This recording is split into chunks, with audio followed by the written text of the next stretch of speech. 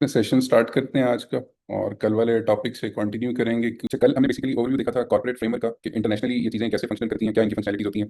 Corporate body versus non corporate body का concept मैंने आपको क्लियर कराया था। कुछ आपके क्वेश्चन थे कि जी ब्रांच ऑफिस लाइजॉन ऑफिस इन सारी चीज़ों से रिगार्डिंग में क्या डिफरेंस होता है। किसी भी नई कंट्री में अपनी कंपनी स्टैब्लिश करना एज अ ब्रांच ऑफिस का प्रीरेक्विजिट यही होता है कि आपकी मेन होम कंट्री में कंपनी लाजमी हो, तो उसके बाद आप होस्ट कंट्री में जा सकते हैं। अदरवाइज होस्ट कंट्री में जाना पॉसिबल नहीं है। जी अब्दुल्ला खान साहब। जी सर, मैं सर आपसे ना एक सिनेरियो डिस्कस करना चाह रहा था। मैं अपनी स्क्रीन शेयर करूँ आपके साथ? जी स्क्रीन नहीं, आप वैसे बता दें मुझे। सर आपको दरअसल मैंने लाइसेंस दिखाना था। ये मुझे आज ही मिला एक लोकल कंपनी को 100% फॉरेन कंपनी ऑन कर रही है। ठीक तो है, अभी आप आपसे मुझे ये डिस्कस करना है सिनेरियो। व्हाट्सएप पे आप भेज सकते हैं ये चीज़। जी जी, मैं आपको भेजता आप मुझे व्हाट्सएप पे शेयर कर दें। नंबर है ना हूँ। मेरा भी शेयर कर दें क्लास के दौरान। जी जी, मैं भी करता हूँ। अच्छा, और किसी का कोई क्वेश्चन या हम आगे कंटिन्यू करें।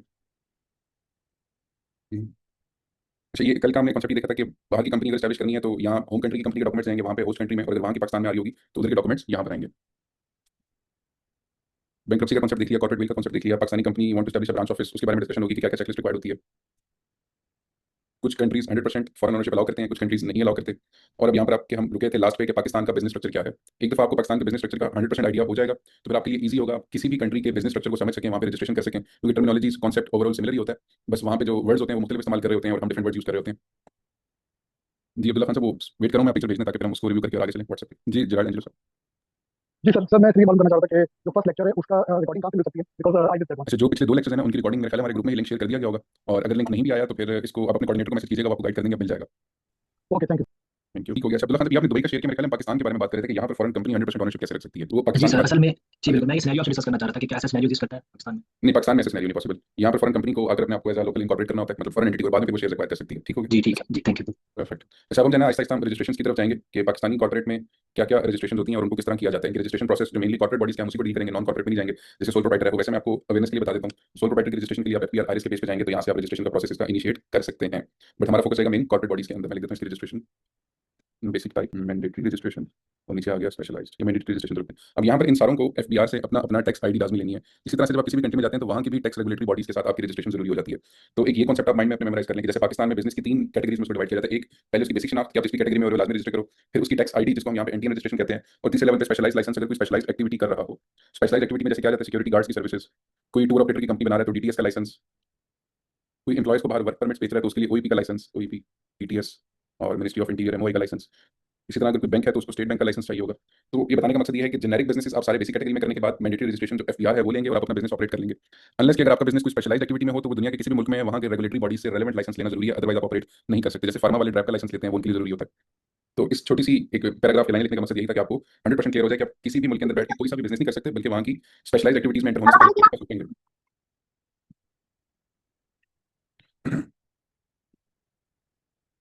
अच्छा, तो इसके बाद हम जाते हैं अपनी रजिस्ट्रेशन की तरफ। सोल प्रोप्राइटर और एओपी की रजिस्ट्रेशन हम नहीं देखेंगे, हम बेसिकली सारी कॉर्पोरेट रजिस्ट्रेशन इस कोर्स में देखेंगे। पाकिस्तान की कॉर्पोरेट रजिस्ट्रेशन की अगर बात की जाए तो उसको कौन डील करता है, SECP, securities exchange commission of Pakistan. Directly SECP की वेबसाइट पे जाता हूँ, एसईसीपी। अच्छा, ये मेन वेबसाइट है पाकिस्तान का रेगुलेटरी बोर्ड समझ लें, रेगुलेटरी अथॉरिटी समझ लें, जो कि कॉर्पोरेट गवर्नेंस में, कॉर्पोरेट रजिस्ट्रेशन में हर जगह आपको एसईसीपी ही मिलेगा पाकिस्तान के एक्सटेंट तक। बाकी कंट्रीज में इसका रेप्लिका मिलेगा जो उस कंट्री ने अपने लेआउट के मुताबिक बनाया हुआ होगा। यहाँ पर एसईसीपी के मेन पोर्टल पे आपको सारा थ्योरेटिकल इन्फॉर्मेशन मिलेगी, कुछ भी आपको चाहिए, डॉक्यूमेंट्स, अटैचमेंट्स, लाइसेंसिंग की डिटेल्स की कैसे होती हैं, एक्सेट्रा एक्सेट्रा।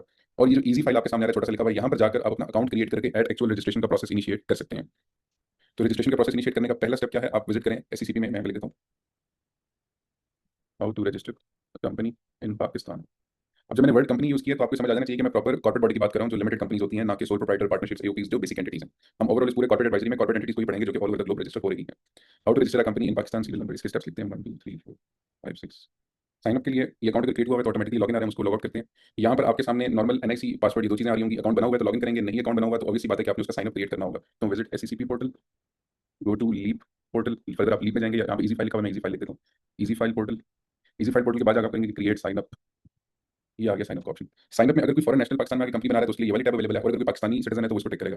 अब ये फॉरेन नेशनल और पाकिस्तानी सिटीजन में बहुत सारे लोग कंफ्यूज कर देते हैं पीओसी कार्ड होल्डर को या ओवरसीज को। उनको लगता है कि ओवरसीज पाकिस्तानी भी फॉरेन नेशनल है, जबकि ऐसा नहीं है। ये आप सबको क्लैरिटी होनी चाहिए कि ओवरसीज भी पाकिस्तानी नेशनल ही होते हैं, वो फॉरेन नेशनल नहीं कहलाते।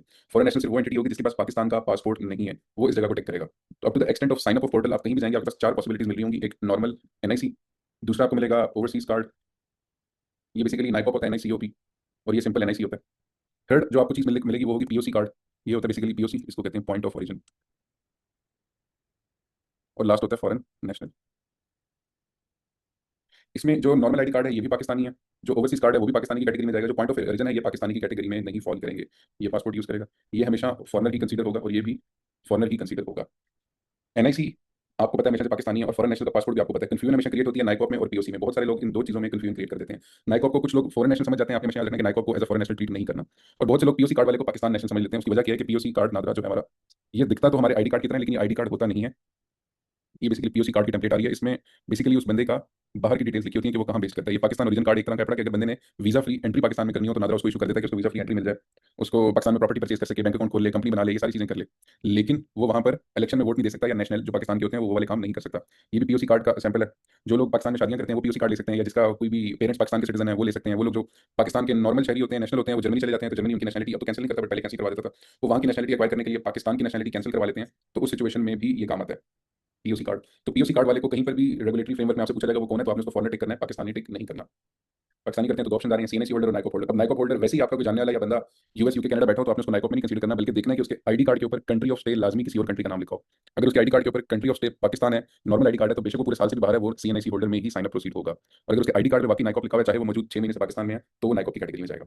साइन अप का नॉर्मल तरीका है, आप अपना नाम, ID card, expiry date, birth, occupation update करेंगे, ऑक्यूपेशन में हमेशा आपने बिजनेस लिखना है, तो ये simple data entry form fill करेंगे तो आपका साइन अप क्रिएट हो जाएगा।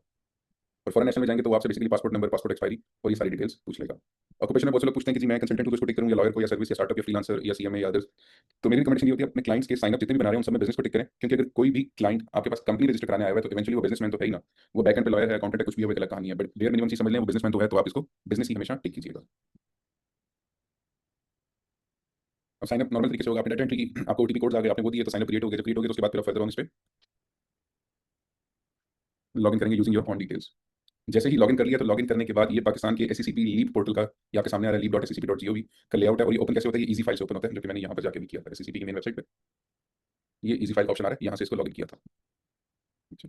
अब जब आपने कंपनी स्टार्ट करनी है तो ये लेफ्ट वाला पहला ऑप्शन है, सबसे पहले नेम रिजर्वेशन होगी और फिर कंपनी इनकॉर्पोरेशन होगी। कंपनी रजिस्ट्रेशन 2 स्टेप्स में होती है। यहाँ पे सिंपली क्रिएट साइन अप, फिर लॉगिन। और साइन अप आपने 2 3 4 जितने पार्टनर्स हैं सारों का क्रिएट करना है, ऑल पार्टनर्स। फिर लॉगिन करना है from any one partner. Login करने के बाद जो प्रोसेस है, वैसे मैं लीगल स्टैटिक से कहूँ तो इसका प्रोसेस 2 स्टेप होता है। एक नेम रिजर्वेशन और सेकंड इज कंपनी इनकॉर्पोरेशन। ये 2 चीजें कंप्लीट हो जाएं तो मतलब कि आपकी कंपनी इनकॉर्पोरेट हो गई है। अब हम लॉगिन कर चुके हैं पार्टनर से रजिस्टर क्या होगा, हम रिजर्व LLP/कंपनी नेम को टिक करेंगे। अब यहाँ पे कंबाइन प्रोसेस भी आ रहा है, नेम रिजर्वेशन एंड इनकॉर्पोरेशन का, बट कंबाइन प्रोसेस हम ऑप्ट नहीं करना चाहते, हम चाहते हैं कि जी अलग अलग करें, वो ज्यादा इजी टू अंडरस्टैंड है, इसको टिक किया। तो अब आपके सामने वो सारी एंटिटीज के नाम आ गए हैं जिनकी नेम रिजर्वेशन और इनकॉर्पोरेशन एससीसीपी में हो सकती है। अब वो कौन कौन सी एंटिटीज हैं, एक लिमिटेड लायबिलिटी पार्टनरशिप है, ये पार्टनरशिप फर्म कहलाएगी, होगी लेकिन एससीसीपी में रजिस्टर्ड, सिंगल मेंबर कंपनी है। अब ये वर्ड के साथ कंपनी आ रहा है तो समझ जाएंगे कि ये प्रॉपर कंपनी है। ये प्राइवेट कंपनी लिखा हुआ है, इसका पूरा नाम बेसिकली होता है प्राइवेट लिमिटेड कंपनी, और ये पब्लिक कंपनी लिखा हुआ है, इसका पूरा नाम होता है public limited company. Next section 42 होती है बेसिकली अगर कोई भी चैरिटेबल काम करने जा रहे हैं आप, जो नॉट फॉर प्रॉफिट होगा तो वो यहाँ पर फॉल करेगा। ट्रेड ऑर्गेनाइजेशन आ गई कि पूरे पाकिस्तान के बिजनेस कम्युनिटी मिलकर जब अपनी यूनियन बनाएगी तो वो इस ट्रेड ऑर्गेनाइजेशन के खाते में जाती है। अगर किसी ने भी अपनी यूनियन बनानी हो, जैसे आप सुनते होंगे ऑल पाकिस्तान सीएनजी एसोसिएशन, फलां एसोसिएशन, तो ये कारोबारी हजरात की यूनियन होती है। माइक्रो लेवल पर यूनियन आपने देखी होंगी कि फलां सदर बाजार है तो उसके सारे ताजरान की यूनियन, ये फैजाबाद है तो उसके ताजरान की यूनियन, ये फलां मरकज है तो उसके ताजरान की यूनियन। जब उसको नेशनल लेवल पर खोला जाए या नेशनल लेवल पर यूनियन बनाई जाए कि उस पूरे पाकिस्तान के किसी एक लाइन ऑफ बिजनेस की कम्युनिटी इकट्ठी हो जाए तो वो ट्रेड ऑर्गेनाइजेशन बन जाती है।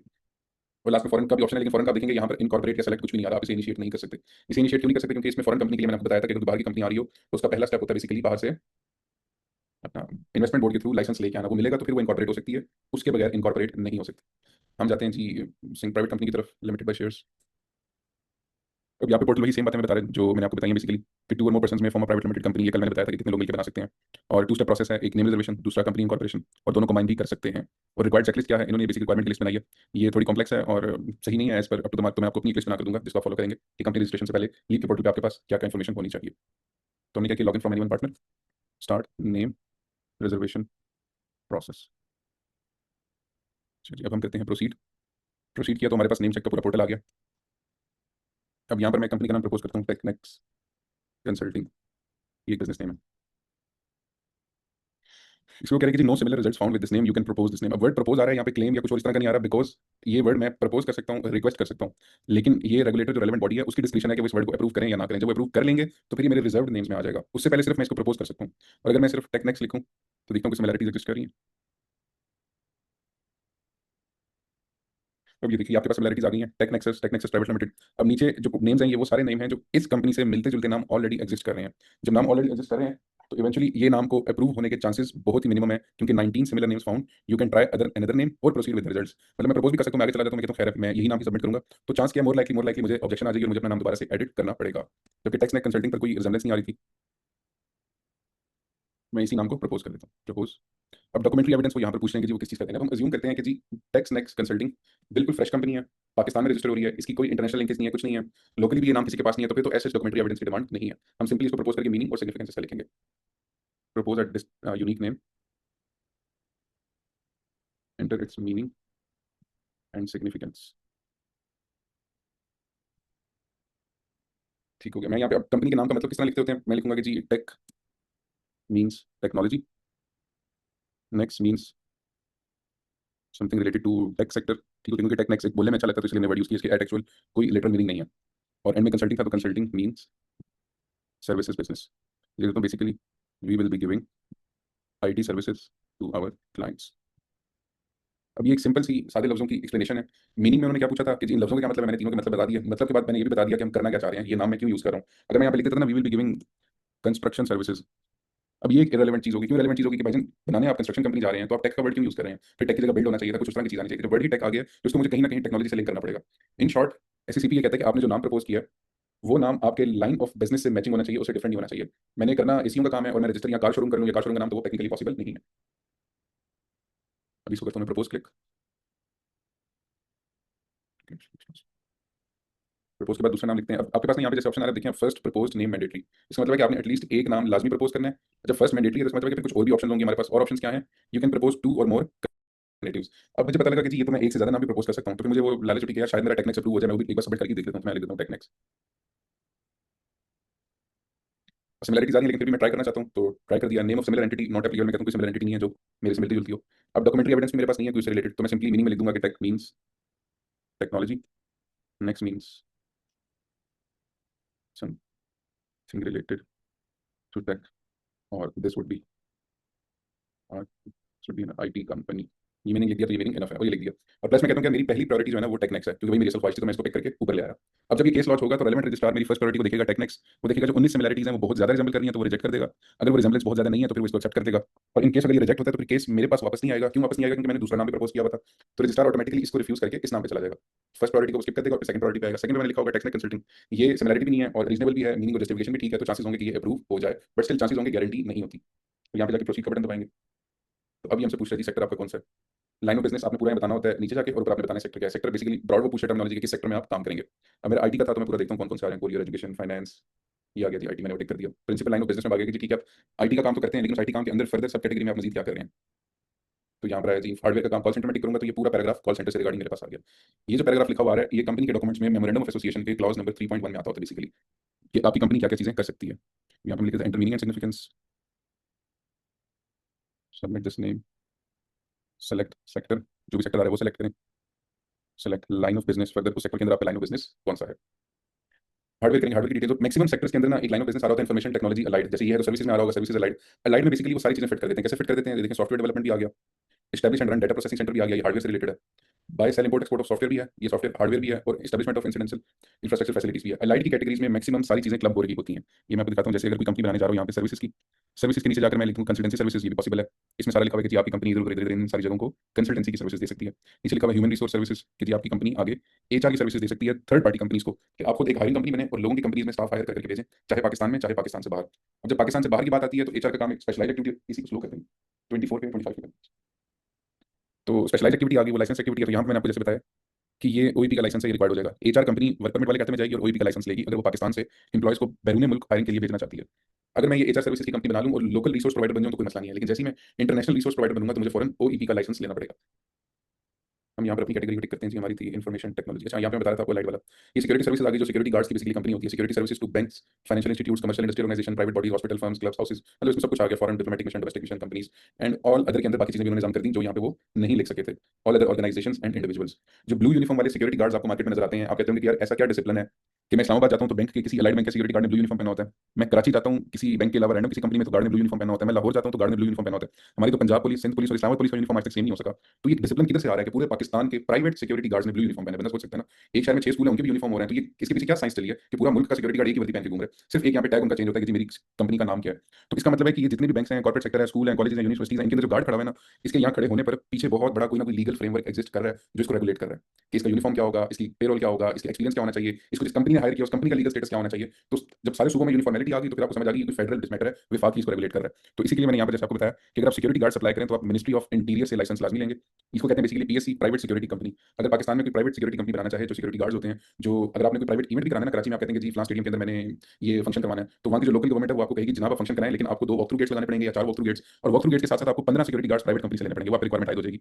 इसी तरह आप अगर कोई स्कूल या कोई बिल्डिंग चला रहे हैं या बैंक चला रहे हैं तो वहाँ के रेगुलेटर्स कहेंगे जनाब आप अपनी कमर्शियल एक्टिविटी करें, लेकिन अपनी सिक्योरिटी में गार्ड खड़ा करें। और वो गार्ड कहाँ से आना चाहिए? वो लाजमी किसी रजिस्टर्ड प्राइवेट सिक्योरिटी कंपनी का गार्ड हो। अब जब वो रजिस्टर्ड प्राइवेट सिक्योरिटी कंपनी का गार्ड होगा तो जिस बंदे ने ये गार्ड सप्लाई करने वाला कारोबार करना है, वो चाहे अक्सा सिक्योरिटीज है, वो चाहे अस्करी सिक्योरिटीज है, वो चाहे फौजी सिक्योरिटीज है, कोई भी कंपनी है, वो फिर मिनिस्ट्री ऑफ इंटीरियर से सिक्योरिटी कंपनी का लाइसेंस लेगी और एससीसीपी में वो इनकॉर्पोरेट होगी। अब जब रेगुलेटर फेडरल हो गया तो फिर वो रूल्स एंड रेगुलेशंस निकालेगा। वो रूल्स रेगुलेशंस पूरे पाकिस्तान में सारे गार्ड्स पे अप्लाई होंगे। तो ये स्पेशलाइज्ड एक्टिविटी होगी, सिर्फ कंपनी बनाने से आप नहीं चला सकते, आपको प्रॉपर सिक्योरिटी कंपनी का लाइसेंस लेना होगा। उसकी क्या प्रीरिक्विजिट्स होती हैं वो डिफरेंट है कि जी कोई आर्म फोर्सेस का, आर्मी का या पुलिस का, चाहे पंजाब है, सिंध है, कहीं का भी ऑफिसर ग्रेड का रिटायर्ड बंदा चाहिए आपको, ऑफिसर ग्रेड का कोई retired individual from any force, any uniform force जो पाकिस्तान के अंदर रजिस्टर करिए, हम सब में से किसी का भी हो, वो चाहे हमारी प्राइवेट आर्म फोर्सेस का भी हो जाए, जैसे रेंजर्स वाले हो गए, एफसी वाले हो गए, या Punjab police, police Islamabad police का हो जाए, या वो आर्मी, एयरफोर्स और नेवी जो हमारी 3 मिलिट्री बॉडीज है वहाँ का, बट वो ऑफिसर ग्रेड का रिटायर्ड ऑफिसर इस कंपनी में चाहे 1% शेयर होल्डर हो, लेकिन शेयर होल्डर होना चाहिए। तो फिर इस कंपनी को गार्ड सप्लाई करने का लाइसेंस मिल जाएगा। रेगुलेटर समझते हैं कि हाँ ठीक है, रिटायर्ड यूनिफॉर्म प्रोफेशनल आगे चलाने के लिए तो वो चला सकता है।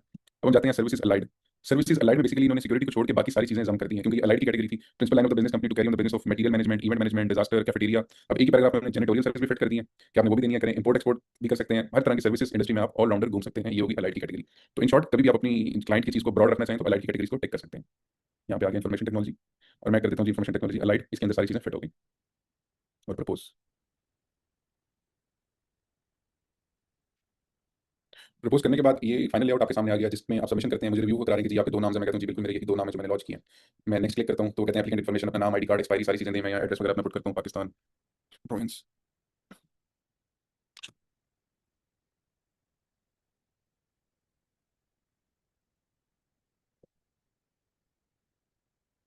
सेक्टर आइटम 3, ठीक हो। अब ये और इस्लामाबाद में इसका इसलिए लिखा कि इस्लामाबाद ऊपर वो मुझसे पूछ चुके हैं। एड्रेसेस के लिए मेरी आपको एक रिकमेंडेशन है, आप कोई भी रजिस्ट्रेशन कर रहे हो कॉर्पोरेट की पाकिस्तान की किसी भी मुल्क की, तो एड्रेस हमेशा आपकी रिफाइंड होनी चाहिए, आइडेंटिफिकेशन उसकी प्रॉपर होनी चाहिए। एड्रेस की खिचड़ी बराए मेहरबानी ना चाहिएगा, वरना एक बड़ा ही अजीब सा लेआउट सामने आता है कि बंदे को समझ नहीं आ रहा होता कि इस एड्रेस में वो बंदा कहना क्या चाह रहा है, ये कौन सी जगह। जैसे एड्रेस मैंने आपके सामने लिखा आइडेंटिफिकेशन ठीक करके, नॉर्मली लोगों ने क्या लिखा होता है लॉट नंबर 63। अभी कुछ समझ नहीं आ रही है क्या कहानी है, डैश कॉमा भी कुछ नहीं लगाया तो हम आगे लिख देते हैं जी service road north I-10 3 sector Islamabad. इस तरह का एड्रेस भी बहुत सारे डॉक्यूमेंट्स में मैंने लिखा हुआ देखा, जिसको 3-4 दफा गौर के घुस के देखना पड़ता है कि भाई ये कहना क्या चाह रहे हो, ये लिखा हुआ क्या है। तो कोरियर वाले को भी समझ नहीं आती, एसएसबी को भी समझ नहीं आती कि भाई एड्रेस को थोड़ा सा क्लियर करें। तो आपका क्लाइंट आपको जिस मर्जी लैंग्वेज में एड्रेस भेजे, आपने उस एड्रेस को रीजनेबल डिसेंट आइडेंटिफिकेशन के साथ लिखना है। ये जो आपके सामने आ रहा है इस तरह नहीं लिखना, बल्कि आपने ये डिसेंट आइडेंटिफिकेशन आ गई जिसमें क्लियर समझ आ रहा है plot number 63 service road north comma space देके फिर सेक्टर I-10 3, दैट्स इट। ये एक डिसेंट सा लेआउट आप फॉलो करेंगे। अच्छा जी, नेक्स्ट नेक्स्ट में कहते हैं आप देख लें, आपने जो सेक्टर सेलेक्ट किया, हम कहते हैं हाँ जी यही सेक्टर जो मैंने सेलेक्ट किया और डिक्लेरेशन में ऑथराइज इंटरमीडिएटरी हैं या प्रपोज सब्सक्राइबर हैं, वो लोग जिन्होंने पाकिस्तान में इस time MCom, MBA finance, MSc economics, LLB या आईसीएमए या सीएमए या फिर एसीसीए, अकाउंटिंग, फाइनेंस, लीगल, इनसे रिलेटेड 16 साल तालीम हासिल की हुई है, वो अपने आप को ऑथराइज इंटरमीडिएटरी बना सकते हैं एससीसीपी की बुक्स में। मैं लिख देता हूँ how to become authorise intermediary. इसके बनने का फायदा क्या होता है, आप अपने पोर्टल से अपने कस्टमर की कंपनी सबमिट कर सकते हैं, अपने पोर्टल पे अपने क्लाइंट की कंपनीज को लिंक कर सकते हैं। आपको अपने ऑफिस में लगाने के लिए एक बड़ा खूबसूरत सा सर्टिफिकेट मिल जाता है एससीसीपी की तरफ से। आप अपने आप को लिख सकते हैं कि मैं पाकिस्तान की कॉर्पोरेट रेगुलेटरी बॉडी का ऑथराइज एजेंट हूँ, ऑथराइज रिप्रेजेंटेटिव हूँ या ऑथराइज इंटरमीडिएटरी हूँ। तो उसके लिए क्राइटेरिया क्या है, सिंपल सा है कि आप एससीसीपी में अप्लाई करेंगे, अप्लाई एज पर फॉर्मेट, इनका फॉर्मेट गिवन है, गूगल करेंगे तो आपको मिल जाएगा as per format at SECP. और बेसिक क्राइटेरिया क्या है जी, 16 ईयर्स ऑफ एजुकेशन। अब यहाँ पे अगर किसी ने बाहर का लॉ किया हुआ या बाहर की कोई पाकिस्तान से आउटसाइड पाकिस्तान की अकाउंटेंसी की डिग्री की हुई है जो होती है 3 साल की है, तो आपके लिए है, आप लोग 15 साल पे भी कर सकते हैं, क्योंकि फॉरेन क्वालिफिकेशंस बैचलर्स की डिग्री 3 साल में दे देते हैं।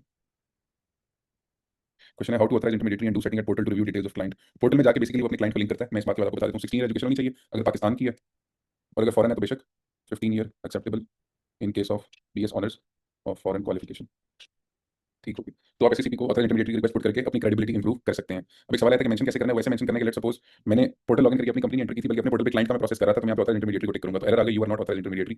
जब आप रजिस्टर्ड होंगे तो एरर नहीं आएगा। अभी जब आप क्लाइंट के पोर्टल से लॉगिन है तो आप प्रपोज सब्सक्राइबर करके नीचे जाकर डिक्लेरेशन करके इसको सबमिट कर सकते हैं। मैं सेव करता हूँ, नेक्स्ट किया, ये पूरा रिव्यू करवा रहा है कि आप रिव्यू कर लें, मैं रिव्यू कर लेता हूँ, ठीक है। साइन अप के टाइम मुझे 4 डिजिट पिन आई थी, वो मैंने एंटर कर दी, वो हर यूजर को आती है, वो एंटर करके आप सबमिट का बटन क्लिक कर देंगे। जैसे ही सबमिट का बटन क्लिक होगा तो चालान जनरेट हो जाएगा। चालान जनरेट होने के बाद आपके पास पेमेंट मेथड आएगा। आप रन टाइम पे डेबिट कार्ड, क्रेडिट कार्ड से भी पे कर सकते हैं और वन बिल का चालान भी जनरेट कर सकते हैं। वन बिल का चालान ये आपके सामने आ गया है। सिंपली इस पीएस आईडी को पे करेंगे तो ये सब्जेक्ट मैटर एससीसीपी के पास रिव्यू हो जाएगा। अभी नहीं पे करें तो डाउनलोड करके चालान रख लें। ये पूरा चालान आप किसी बैंक में भी जाके दे सकते हैं। ये देखें, पे via digital banking apps, all banks, पे वाया मोबाइल वॉलेट, इजी पैसा, जैस कैश, स्टार्टअप, नया पे, एटीएम पे भी जाके वन बिल को टिक करके कर सकते हैं और किसी बैंक में भी जाकर आप चालान पे कर सकते हैं। जैसे ही ये चालान पे हो जाएगा तो ये सब्जेक्ट मैटर एससीसीपी के पास रिव्यू हो जाएगा। अभी ये नेम रिजर्वेशन में यहाँ पर आ रहा है पेमेंट पेंडिंग में, क्योंकि पे मैंने नहीं किया। आपने पूरा प्रोसेस इनिशिएट किया, चालान डाउनलोड नहीं कर सके, वो गुम गया तो कोई मसला नहीं है। ये आपकी एप्लीकेशन आईडी है, ये पूरी कार्रवाई है। आप यहाँ पे नाउ क्लिक करें, आपको दोबारा चालान की तरफ ले जाएगा। पे नाउ ये फिर से वही सेम चालान मेरे सामने आ जाएगा और मैं चालान जनरेट करके पे कर सकता हूँ। चल भाई ने पूछा था कि ऑथराइज इंटरमीडिएटरी लिंक कैसे करेंगे। ये गो टू अकाउंट में गया मैं, किसी भी कंपनी को मैं ओपन करता हूँ। ये कंपनी ओपन कर ली। अब ये मैं क्लाइंट हूँ, मैं कंपनी ओपन करके यहाँ पर यूजर मैनेजमेंट की टैब आ रही होगी। मैं ऐड एंड ऑथराइज इंटरमीडिएटरी भी कर सकता हूँ, रिमूव भी कर सकता हूँ। मैं ऐड को टिक करता हूँ तो आपने क्लाइंट का पोर्टल लेना है, उसमें जाकर अपने आप को एडमिन बना लेना है। ऐसी है कि किसी बंदे की डिजिटल मार्केटिंग का ठेका आपने ले लिया तो उस बंदे के फेसबुक पेज पे जाकर आप अपने आप को एडमिन बना लेंगे। तो जिसको भी ऑथराइज इंटरमीडिएटरी बनाना है वो इंडिविजुअल भी हो सकता है, वो फर्म भी हो सकती है। इसका मतलब ये है कि यहाँ पे जाकर सेलेक्ट करेंगे, वो नीचे आ जाएगा और बाकी डाटा एंट्री करके आप काम असाइन कर सकते हैं। इंडिविजुअल और फर्म की क्या कहानी है, ये बेसिकली ये कहानी है कि आप ऑथराइज इंटरमीडिएटरी एप्लीकेशन जब एससीसीपी को देंगे तो एससीसीपी आपसे पूछेगा कि आपने इंडिपेंडेंट कैपेसिटी में बनना है या as a firm, as a company बनना है। तो दोनों ऑप्शन अवेलेबल हैं। आप अपने नाम से भी रजिस्टर कर सकते हैं खुद को और अपनी कंपनी को भी वहाँ रजिस्टर कराकर कंपनी की कैपेसिटी में भी क्लाइंट्स का काम कंपनी को लिंक कर सकते हैं। उसमें ये होता है जब कंपनी को लिंक होगा तो फिर आगे आप एम्प्लॉयज को भी एम्प्लॉय आईडीज बनाकर रेफर कर सकते हैं, ये सारा काम। तो यहाँ तक ये प्रोसेस हो गया नेम रिजर्वेशन का, ये लॉन्च होगी थी आपके सामने। और ये ऑथराइज इंटरमीडिएटरी की भी कहानी मैंने आपको बता दी है। ये मैं select line of business, review application जो आपने पूरी सबमिट की उसको रिव्यू करें। 12 पे जाके enter 4 digit pin, enter complete address तो 4 डिजिट पिन, 14 पे चालान वाया पीएसआईटी। आप पीएसआईटी के थ्रू चालान पे करेंगे तो वो सब्जेक्ट मैटर रिव्यू हो जाएगा एससीसीपी के सामने। जैसे ही वो रिव्यू हो जाएगा एससीसीपी उस पे आपको या तो ग्रीन सिग्नल देगा या रेड सिग्नल देगा या कहेगा कि जी हमें फलां एतराजात हैं, आप एतराजात को दूर करेंगे तो नाम अप्रूव हो जाएगा, या क्लियर कट एससीसीपी इनकार कर देगा, ये नाम तो हो ही नहीं सकता, उस सिचुएशन में अपने नाम एंटर कर देंगे। यहाँ पर बहुत सारे लोग सवाल पूछते हैं कि सर अगर हमने नाम हमारा रिजेक्ट हो गया तो क्या ये 1000 रुपये का चालान वेस्ट जाएगा। तो उनके लिए जवाब है 1000 रुपये का चालान वेस्ट नहीं जाएगा।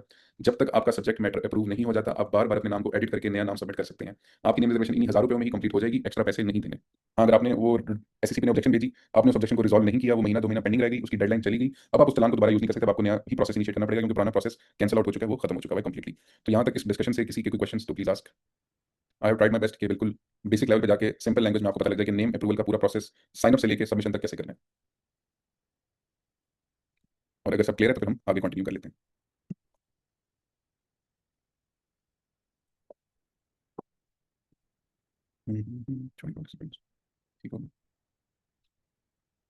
Next step after name reservation. ये चलें, ये था सेपरेट प्रोसेस। मैं अब आपको कंबाइन प्रोसेस का ओवरव्यू दिखाता हूँ। अच्छा, मुझे मैसेज आया कि माइक बंद है, क्या बाकी सबको आवाज आ रही है? तो काइंडली रिएक्ट कर दें अगर आवाज आ रही है क्लियर, ताकि जिनका मैसेज आया मोहम्मद भाई को आइडिया हो जाए कि बाकी को आवाज आ रही है।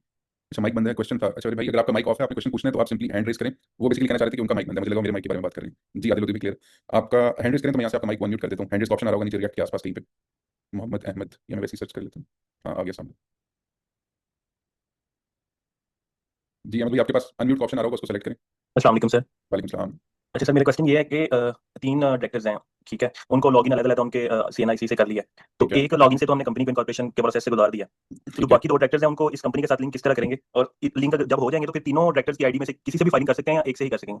आई गॉट योर क्वेश्चन, मैं इसको एक्सप्लेन करता हूँ। जब नेम रिजर्वेशन आपने फाइल करनी है उसमें तो किसी एक डायरेक्टर का पोर्टल यूज करेंगे, ठीक हो गया। आपने नेम अप्रूव करा लिया एक बंदे की बिहाफ पर तो वो भी चल जाएगा। अब जब सेकंड स्टेज आती है ना इनकॉर्पोरेशन की, तो इनकॉर्पोरेशन के टाइम जिस पोर्टल से आपने नेम अप्रूव करवाया ना उसी पोर्टल पे ही जाकर आप इनकॉर्पोरेशन फाइल करेंगे। जब इनकॉर्पोरेशन फाइल करते हुए पोर्टल आपसे पूछेगा कि जी आपके कौन कौन से पार्टनर्स हैं, कितने शेयर्स किसके पास हैं, पोर्टल ये सारे सवाल जवाब करेगा। उन सारे सवाल जवाबों को जब आप एंटर कर रहे होंगे तो हर उस बंदे के पोर्टल पे ऑटोमेटिकली कंपनी शो होने लग जाएगी जिसकी आईडी आपने यहाँ एंटर कर दी। अब इसमें सवाल ये आता है कि यूं तो फिर हम किसी का भी आईडी कार्ड डालते जाएं और कंपनी उसके पास शो होती जाएगी। तो इसका जो सिक्योरिटी चेक है वो ये है कि उन सारे यूजर्स के पोर्टल में कंपनी शो होगी, पर ड्राफ्ट में शो होगी, अप्रूव नहीं होगी। फिर बाकी सारे डायरेक्टर्स के पोर्टल को आपने वन बाय वन लॉगिन करना है। लॉगिन करके वहां पे 4 डिजिट पिन जो मैंने अभी एंड में साइन की थी वो सारे पार्टनर्स को साइन करनी पड़ेगी। जब तक सारा पार्टनर्स अपनी अपनी आईडी से लॉगिन करके साइन नहीं कर देते तब तक केस सबमिट नहीं होगा। और इस एग्जांपल को एक और तरफ लेके जाते हैं कि जैसे मैं ऑथराइज इंटरमीडिएटरी हूं और आप 3 क्लाइंट्स हैं, आप तीनों का प्रोसेस मैं अपने पोर्टल से कर रहा हूं। तो मैं अपने पोर्टल से आप लोगों के बिहाफ पे जितनी भी खिचड़ी मचाऊंगा उस खिचड़ी को एंड में आपने अपने पोर्टल से 4 डिजिट पिन एंटर करके अप्रूव या रिफ्यूज करना है। आप अप्रूव भी कर सकते हैं, वहां से उस प्रोसेस को डिलीट भी कर सकते हैं। तो रिफ्लेक्ट ऑटोमेटिकली होगा हर किसी के पास, लेकिन दूसरा बंदा किसी और की चीज सबमिट नहीं कर सकता जब तक वो पिन एंटर ना कर दे। समझ आ गया आपको? तो जी सर, थैंक यू, क्लियर हो गया, thank you. Thank you.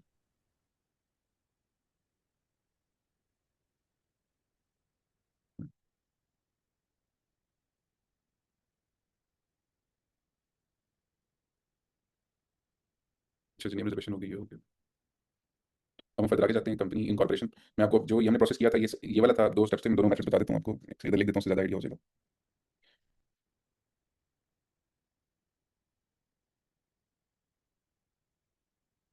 Method 1, method 2,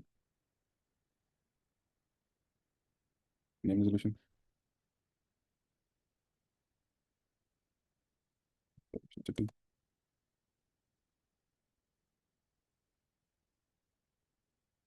अच्छा,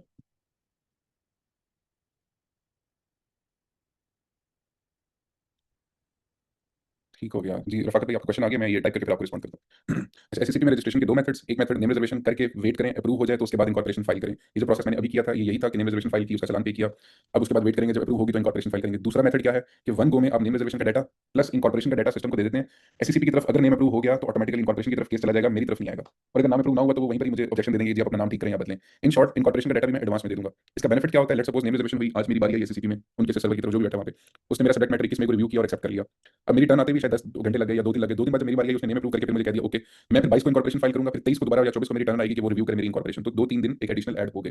कंबाइन प्रोसेस में क्या होता है, जो रिव्यू करने वाला बंदा है वो एक ही दफा देखता है कि अच्छा अच्छा नेम ठीक है, वो टक करके नेम को अप्रूवल दे देता है। उसी टाइम वो फाइल मेरी तरफ रिवर्ट नहीं होती बल्कि इनकॉर्पोरेशन वाले बंदे को फाइल फॉरवर्ड हो जाती है, वो उसको रिव्यू करता है और इनकॉर्पोरेशन को भी अप्रूव कर देता है। तो 50% टाइम आपका बच जाता है अगर आपने कंबाइन प्रोसेस लॉन्च की। अच्छा, अभी सवाल आया था भाई का कि बिजनेस रजिस्ट्रेशन सिर्फ एससीसीपी पर ही होता है या कोई होलसेल दुकानदार या प्रॉपर्टी डीलर इस तरह के बिजनेस भी एससीसीपी में रजिस्टर हो सकते हैं। अच्छा, पाकिस्तान में ना जितने भी कारोबार हैं, जनरली जनरली जो नॉर्मल बिजनेस हैं वो सारे आप सोल में भी कर सकते हैं, एओपी में भी कर सकते हैं, एलएलपी में भी कर सकते हैं, एससीसीपी में, एसएमसी या पीवीटी भी कर सकते हैं। मैं अगर प्रॉपर्टी डीलर हूं या होलसेलर हूं, मेरे पास ये सारी कैटेगरीज अवेलेबल हैं, मैं किसी भी कैटेगरी में अपने आप को रजिस्टर करवा सकता हूं, इसकी कोई रेस्ट्रिक्शन नहीं है। हाँ, मेरी अपनी ख्वाहिशात डिपेंड कर सकती हैं कि मुझे प्रॉपर लिमिटेड स्ट्रक्चर चाहिए तो मैं इन पे आऊंगा। मैं कहता नहीं मुझे पार्टनरशिप स्ट्रक्चर चाहिए लेकिन एससीसीपी में चाहिए तो मैं यहाँ पे आ जाऊंगा। मैं कहता नहीं यार मैं एससीसीपी के भी झमेले में नहीं जाना चाहता, मैं सिर्फ पार्टनरशिप डील बनाकर लोकल कारोबार करना चाहता हूं तो मैं एओपी में आ जाऊंगा। और मेरी ख्वाहिश है कि यार मैंने कुछ भी नहीं करना, मेरी बेसिक रिक्वायरमेंट है मुझे अपने क्लाइंट की खातिर बिजनेस के नेम पे बैंक अकाउंट ओपन करना है। मैं रिपीट करता हूं, अगर आपकी इतनी सी डिमांड हो कि आपका क्लाइंट जब आपसे कहे कि सर अकाउंट डिटेल्स भेजें फॉर पेमेंट, तो आप उसको रिवर्स में बिजनेस के अकाउंट डिटेल्स भेजें और पर्सनल ना भेजें, टू लुक प्रोफेशनल, तो फिर आप सिर्फ और सिर्फ सोल प्रोप्राइटर भी रजिस्टर करा लेते हैं तो आपकी रिक्वायरमेंट फुलफिल हो गई, that's it, you are registered with FER. उसकी बेसिस पे जो आपको एनटीएन और फॉर्म 181 मिलेगा उसको यूज करते हुए आप बैंक में जाके बैंक अकाउंट अपना इस बिजनेस के नाम पे रजिस्टर करवा सकते हैं। और अगर मैं कहता हूं मैं हूं प्रॉपर्टी डीलर लेकिन मुझे जरा नेशनल लेवल पे प्ले करना है और मुझे अपनी कंपनी की इमेज अच्छी बनानी है तो फिर मैं एससीसीपी में बना लूंगा। पर ये सारी जितनी भी चीजें हैं ये अपने अपने साथ अपना अपना पैकेज लाती हैं। अपने पैकेज का मतलब क्या है, जिस टाइप की एंटिटी होगी उस टाइप का एनुअल कंप्लाइंस आप पे अप्लाई हो जाएगा। मैं लिख देता हूं यहाँ पे annual, by annual, quarterly, or any other compliance depends upon the type of business registration। ठीक है, ये ऐसी है कि अगर मैंने हाई ऑक्टेन इंजन टाइप जैसी गाड़ी ले ली है जो सिर्फ हाई ऑक्टेन एक्सेप्ट करती है तो हाई ऑक्टेन डलवाना मेरी मजबूरी बन चुकी है। मैंने डीजल इंजन ले लिया गाड़ी, तो जब तक वो गाड़ी मेरे पास है मुझे उसमें डीजल भी फिल कराना होगा। मैंने कोई बहुत पुरानी जर्मन मर्सिडीज ले ली है जो खटारा है तो फिर उसका भी कंप्लाइंस मुझे पूरा करना होगा, वो ये है कि हर महीने इसको मैकेनिक के पास लेकर जाओ। तो जितनी कॉम्प्लेक्स एंटिटी में आप अपनी टांगे फंसाएंगे उतना कॉम्प्लेक्स कंप्लाइंस आपको फेस करना पड़ेगा।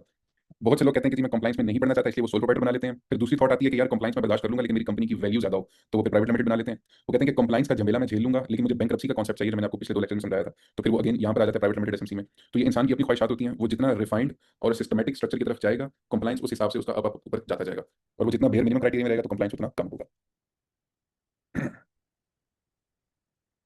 जी रफाकत भाई, आपको आइडिया हो गया इस कॉन्सेप्ट का that you can register all types.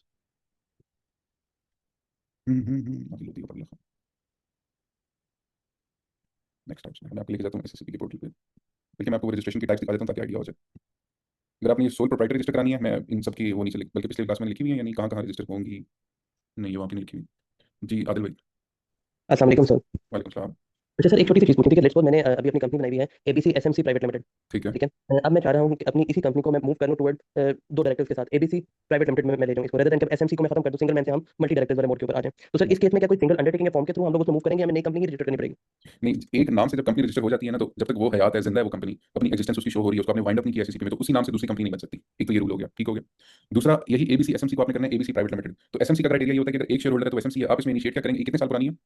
2 years। ठीक हो गया, how to convert into private limited. Step 1 पे सबसे पहले आप इसका देखेंगे 2 3 एनी पेंडिंग कंप्लाइंस, कोई पेंडिंग इसका एनुअल कंप्लाइंस रहता है, वो जनरली अगर 2 साल पुरानी है तो एसएमसी में ऐसे डायरेक्टर ऑफ इलेक्शन नहीं होते लेकिन स्टिल 16 महीनों में आप एजीएम करा लें तो ठीक है। आप सिंपली इसका लास्ट ईयर 28 अक्टूबर की डेट के मुताबिक 28 अक्टूबर 2025 का एनुअल फाइलिंग कर देंगे, ठीक हो गया। एनुअल फाइलिंग में क्या चीज आ रही होगी, फॉर्म ए प्लस फॉर्म 9, ये 2 चीजें फाइल कर देंगे। कंप्लाइंस इसका कंप्लीट हो गया।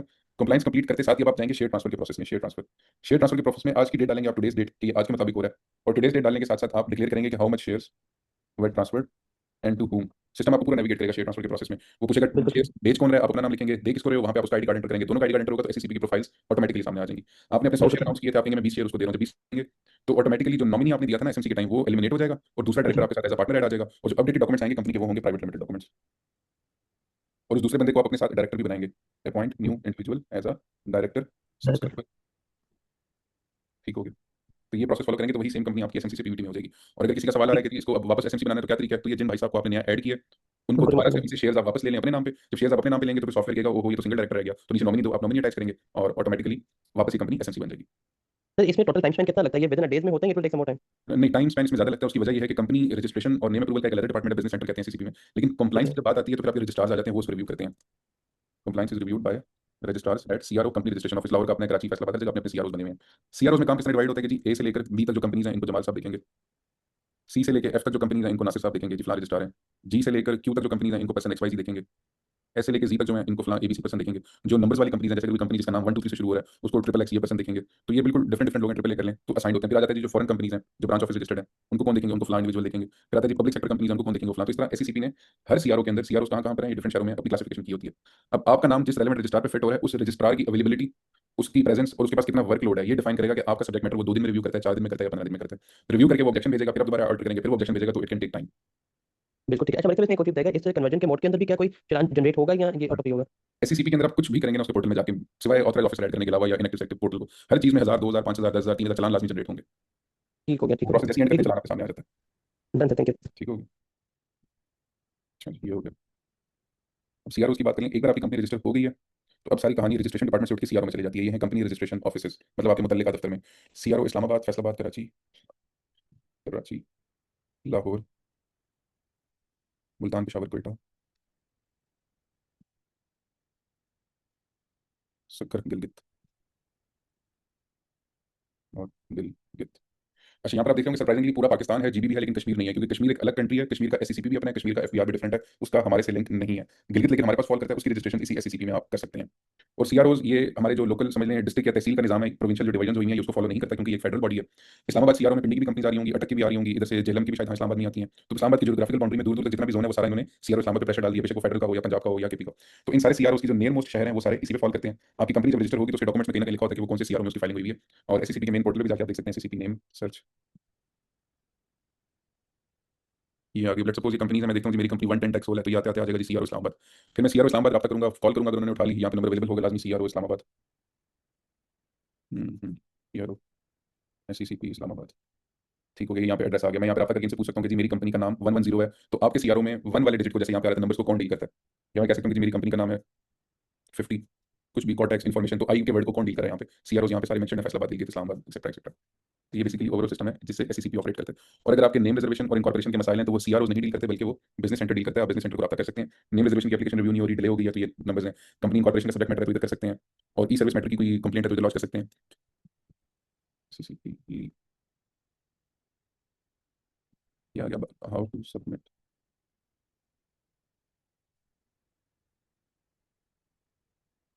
एससीसीपी में अगर आपका कोई भी सब्जेक्ट मैटर है जो कि रिव्यू नहीं हो रहा, मैं लेट्स अज्यूम कह देता हूँ कि जी मैंने टेक नेक्स्ट की फीस पे कर दिया, बढ़िया पेंडिंग आ रही है, ये मैंने फीस पे कर दिया, यहाँ पे अंडर रिव्यू आ रहा है, लेकिन 15 दिन गुजर गए, मेरा मामला रिव्यू ही नहीं हो रहा, तो ये नियर टू इम्पॉसिबल है।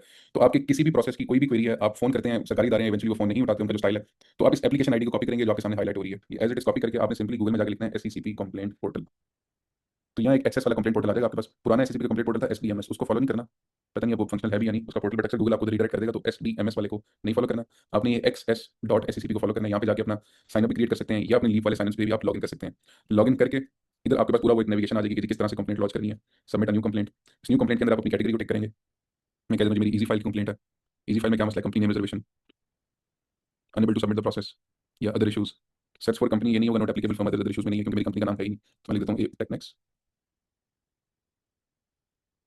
ये भी रजिस्टर्ड नहीं है। Subject process submitted, no response. और इसी चीज़ को मैं डिटेल में लिख दूंगा कि जी I have submitted my process, my name reservation process at x123 date using this ID. अपनी आईडी दे दें कि जी मेरी फलां आईडी थी। I have paid the fee as well, पूरा क्लियर कर दें। Still subject matter is under review, तो पूरी डिस्क्रिप्शन दे देनी है। आपने नीचे आ जाएगा यूजर आईडी, जिस यूजर आईडी के थ्रू आप अपना पोर्टल ऑपरेट कर रहे थे। और उसके बाद मेन चीज़ यहाँ पे आ जाएगी प्रोसेस रेफरेंस नंबर, जो मैंने यहाँ से पिक किया है। किसी भी एप्लीकेशन की कंप्लेंट है तो इस रेफरेंस नंबर को पिक करके आपने यहाँ जाके कॉपी पेस्ट कर देना, और ये डैश हटा देनी है, डैश कोई एक्सेप्ट नहीं करता। ये डैश हटा दी। और अगर कोई वो टेक्निकल ग्लिच टाइप एरर आपके सामने आ रहा है कि आप कहीं एंट्री करना चाह रहे हैं और वो बटन नहीं काम कर रहा, तो उसकी स्क्रीनशॉट भी ले सकते हैं। यहाँ पे आप एक्नॉलेजमेंट देंगे, अपने रोबोट ना होने का प्रूफ देंगे कि जी मैं रोबोट नहीं हूं, मैं इंसान, और सबमिट का बटन क्लिक करेंगे। जैसे सबमिट का बटन क्लिक करेंगे तो कंप्लेंट लॉन्च हो जाएगी। कंप्लेंट पे यूजुअली विदिन अ डे और 2 डेज आपको रिस्पॉन्स कर देते हैं।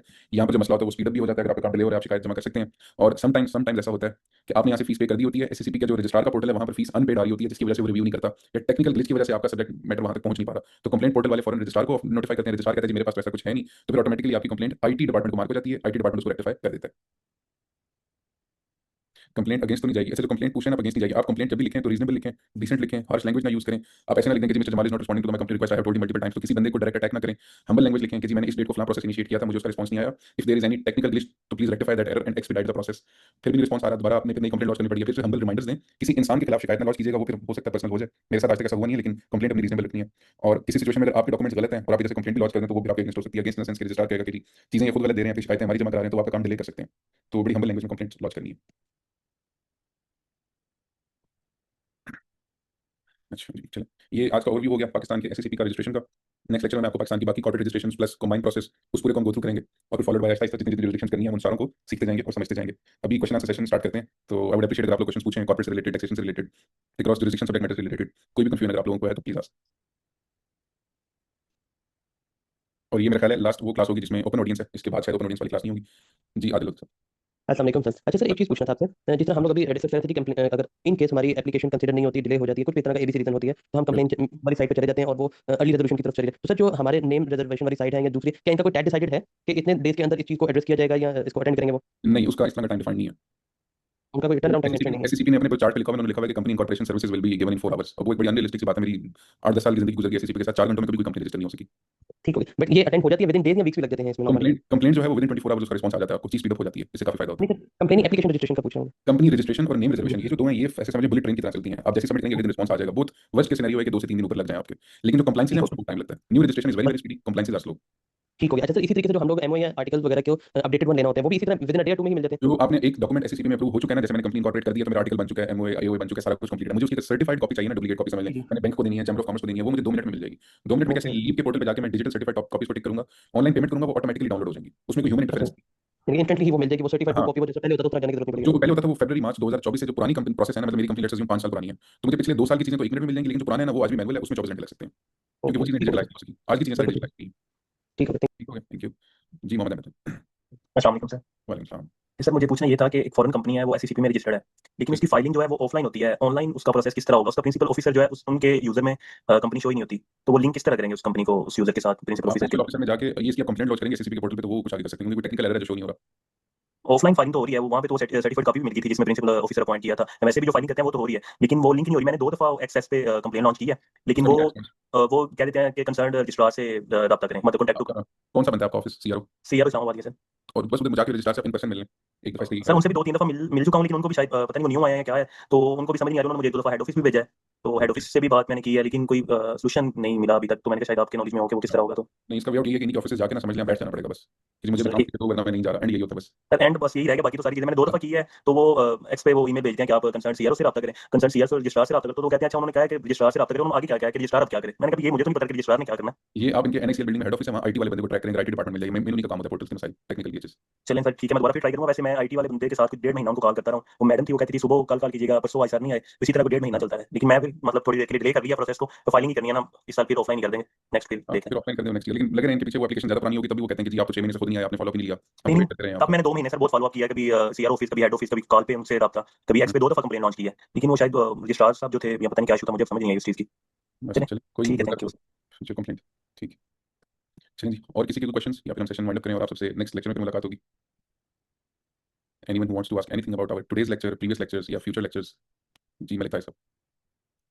अस्सलाम वालेकुम। वालेकुम अच्छा, मैं ये सलाम। बताना चाहता हूँ कि 15-20 साल पुरानी अगर कंपनी हो और एससीसीपी में रजिस्टर करवानी हो, तो उसका प्रोसेस क्या नए सिरे से होगा या पीछे जितने भी 15-20 साल का जो डेटा है वो कुछ देना होगा? अच्छा, जो 15-20 साल पुरानी कंपनी है ना, उसके पिछले 20 साल के आपको कंप्लायंसेस करने पड़ेंगे। हर साल का एनुअल फाइलिंग जो फॉर्म है वो करनी होगी, और हर 3 साल बाद जो डायरेक्टर्स के इलेक्शन है वो कंडक्ट कराने होंगे। अच्छा, तो इसका बेहतर ये है वे कि नई कंपनी बनाई जाए, नई पिछली कंपनी, जो कुछ हाँ, साल हो चुकी। नई कंपनियां बना सकते हैं, लेकिन उस नाम से नहीं बनेगी, नाम बस डिफरेंट रखने पर थैंक यू जी, बहुत आपके शुक्रिया। अप्रूव हो जाएगी। चल थैंक यू। जी Nikhil Jasani. Sir I had to ask, जब ड्यूअल नेशनल कोई होता है तो ऑब्वियसली अब जैसे ड्यूअल नेशनलिटी में काफी बार वो पीओसी लेते हैं, पर उनके फिर 2 अकाउंट्स होते हैं एससीसीपी में। एक तो अगर वो पहले से रजिस्टर्ड हो as a Pakistani national, and then अगर वो उनको पीओसी मिल गया तो वो दूसरा अकाउंट बनाते हैं एज अ फॉरेनर। काफी बार कंप्लायंस में इशू आता है और एमओआई की क्लियरेंस का भी इशू आता है। सो जनरली मुझे इस बारे में थोड़ा आइडिया लेना था आपसे। इसमें बेसिकली है कि जो वो लोग खुद को डुअल नेशनल कह रहे होते हैं, लेकिन एक तरह से वो पाकिस्तान की नेशनलिटी ना अपनी गुड बाय कर चुके होते हैं, ठीक हो गया। तो वो प्योरली फॉरेन नेशनल ट्रीट होगा, वो डुअल नेशनल नहीं होगा। और जो आईसीसीपी का आईटी डिपार्टमेंट है ना, उसको आप रिक्वेस्ट करेंगे कि यार इसके पुराने पोर्टल को आप डिलीट कर दें, नंबर 1। नंबर 2, जो नया पोर्टल आपने उसका बनाया ना यूजिंग पीओसी कार्ड या पासपोर्ट नंबर, पहले पीओसी कार्ड लिंक हो जाता था, पासपोर्ट नंबर डायरेक्टली डिमांड करते हैं। तो जब भी किसी भी पोर्टल में आप एंट्रियां कर रहे हैं ना, उसका पुराना आईडी कार्ड अगर नहीं लिखेंगे, हर जगह आप लिखेंगे पासपोर्ट नंबर, पीओसी कार्ड को बिल्कुल साइड पर रख दें आप। जितनी भी एंट्रीज हैं आप सिर्फ पासपोर्ट नंबर को मेंशन करते जाएं, हर जगह, तो कंफ्यूजन नहीं होगी। जहां आप पीओसी कार्ड या पुराना आईडी कार्ड नंबर लिखते हैं, तो वो फिर सिस्टम उस तरफ चल पड़ता है असल में। दैट्स तो ट्रू, बट काफी बार टैक्स पर्पसेस के लिए या पुरानी कंपनी जब रजिस्टर होती हैं या क्लियरेंस से बचने के लिए वो काफी बार एंट्रीज पुरानी पाकिस्तानी नेशनल अकाउंट्स पे करते हैं। हाँ, वो एंट्रीज बस वो मेक श्योर करेंगे एंट्रियां सारी की सारी प्योरली फॉरेन नेशनल पासपोर्ट वाले लीगल स्टेटस में, क्योंकि उस बंदे का लीगल स्टेटस चेंज हो चुका है। तो जहां जहां पासपोर्ट लिखेंगे वहां कंफ्यूजन नहीं होगी, पुराना डाटा फिक्स करेंगे तो फिर वो लीड कर सकता है। Okay, thank you sir. Thank you. जी जेराल्ड, चलो। जी सर मैं जस्ट वांटेड टू आस्क, एक ऑर्गेनाइजेशन सॉरी एक कंपनी थी जो कि तकरीबन 7-8 साल पहले रजिस्टर्ड हुई है और उसके बाद उसने काम बिल्कुल भी नहीं हुआ है, कुछ भी नहीं किया उन्होंने काम, उसके ऊपर उसका बैंक अकाउंट भी नहीं ओपन किया है। तो इन दैट सिनेरियो क्या करना चाहिए कि क्या वो कंपनी को प्रॉपर बंद करवाना चाहिए या उसकी कंप्लायंसेस होंगी, क्योंकि बैंक अकाउंट ऐसा कुछ भी नहीं था उसका? देखिए, अगर कंपनी पे कोई एसेट लायबिलिटीज नहीं है, कोई कर्ज नहीं है, बैंक अकाउंट नहीं है, आप उसको अनअटेंडेड छोड़ दें तो वो कोई ज्यादा प्रॉब्लमेटिक नहीं बनेगी, भूल जाएं उसको, ये तरीका है। दूसरा तरीका, अगर आप ऐसी कंपनी ऑपरेट करना चाह रहे हैं तो उसी को रिवाइव कर लें, तो पुराना पोर्टफोलियो आपके काम आ जाएगा, किसी 7 साल पुरानी कंपनी है, लेकिन उसमें एक्सपेंस ज्यादा है। अगर आप एक्सपेंस से बचना चाह रहे हैं तो बेहतर है कि सिर्फ एक नई कंपनी कर लें। एक्सपेंस सर वो आप ही कह रहे हैं कि उसको मतलब तो तब से उसकी कंप्लायंसेस वगैरह करनी पड़ेगी दोबारा से, अगर उसको अभी ओपन करना 7 साल, हाँ 7 साल की है तो उसकी 7 साल की एनुअल फाइलिंग करनी पड़ेगी। एसएससी पे जाके एनुअल फाइलिंग, एफपीआर पे जाके उसकी 7 साल की tax filing. Thank you sir, thank thank you. जी मोहम्मद अहमद। सर क्लास के रिलेटेड तो क्वेश्चन नहीं है। मैं इस सीसीए में भी ना आपका स्टूडेंट था, सर्टिफाइड कॉर्पोरेट एडवाइजर में भी। तो अभी मुझे ये पूछना है कि आप सीटी का कोर्स नया बैच आप कब से शुरू कर रहे हैं? मैंने आपको व्हाट्सएप पे मैसेज किया, लेकिन शायद आप रिस्पॉन्ड नहीं कर सके। सीटीए का टैक्स एडवाइजर का एक बैच तो मैं भी पढ़ा रहा हूँ, वो हाफ गुजर चुका है, ऑलमोस्ट 12-14 लेक्चर्स हो गए हैं उसके। नए वाला तो फिर ऑब्वियसली मेरे ख्याल में 1 महीना या 1.5 महीने बाद शुरू होगा। चलिए ठीक है, thank you sir, thank you. मैं फिर ज्वाइन कर रहा हूँ। जरूर इंशाल्लाह। जी जेराल्ड साहब, आपका सवाल हो गया कि वो हैंड शो दोबारा से? चलिए, हो गया। चलिए जी, it was really nice having discussion with you, और इंशाल्लाह see you all in the next class. Till then advance Eid मुबारक और अपना ख्याल रखिएगा। अल्लाह हाफिज़।